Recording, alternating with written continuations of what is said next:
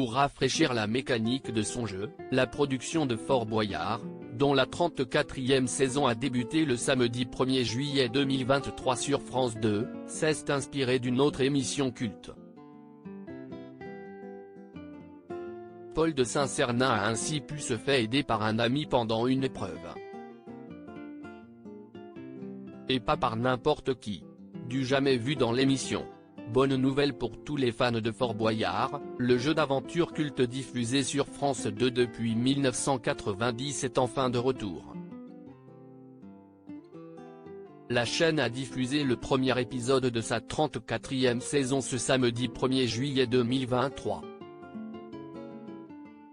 La première équipe à tenter de relever toutes les épreuves du célèbre fort était composée des sportifs Nathalie Péchala, Frédéric Bousquet, Johan Huget, Robert Pires, de la chanteuse Anne Silla ainsi que de l'humoriste Paul de Saint-Cernin.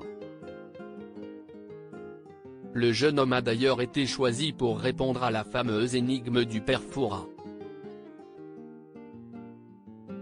Pour répondre à cette énigme, vous ne serez pas seul, cette nouveauté dans Fort Boyard, inspirée de Qui veut gagner des millions ? Et pour rafraîchir la mécanique de cette épreuve, la production a décidé d'y ajouter un élément inédit. La soirée est placée sous le signe des cadeaux empoisonnés, rappelle d'abord le père Fouras à Paul de Saint-Cernin qui l'a rejoint dans la vigie. Le personnage emblématique du fort lui montre alors un paquet cadeau posé sur sa table et à l'intérieur duquel se trouve un vieux téléphone. Pour répondre à cette énigme, vous ne serez pas seul, indique le père Fouras. En effet, l'humoriste va pouvoir appeler un ami, comme dans l'émission Qui veut gagner des millions sur TF1 pour trouver la réponse à l'énigme. Mais attention, si vous ne répondez pas correctement, vous allez être directement envoyé en prison, avertit le vieillard. Fort Boyard, le coup de fil de Paul de Saint-Cernin à un chroniqueur. De quelle époque le téléphone sonne. Au bout du fil, le candidat entend la voix d'une personnalité qui lui est très familière. Il s'agit de Philippe Caverivière. C'est mon grand frère, plaisante le jeune homme de 32 ans.